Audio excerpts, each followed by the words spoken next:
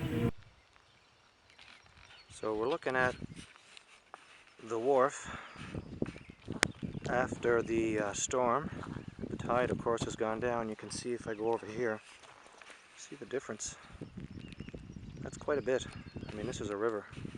For the river to rise that high, this wharf, from what I'm told, has been here for over 100 years. And you'll be able to, as I walk onto it, I wouldn't have got onto it before, but I mean, look at the,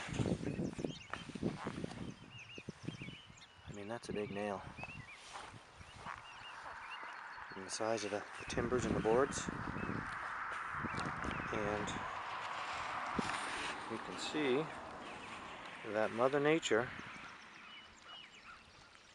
certainly prevails.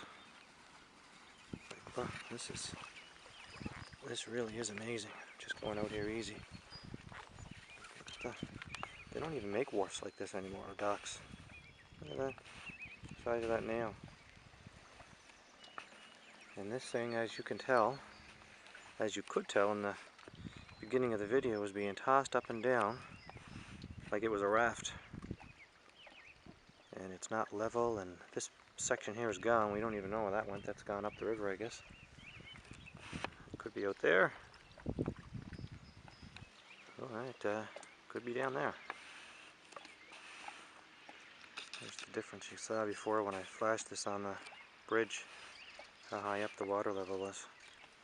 You can see now how low it is. This is average here. And there's another big, it looks more like rebar than a spike. But I mean, look at the size of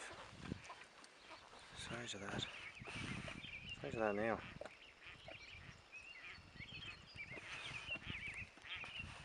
Anyhow, now we have a little mess. This is a community. This guy's coming at me here. This was a community wharf where people used to go to swim, which you can still swim, but you'd certainly have to be a little careful because now you know there's going to be some boards and things like that in the water.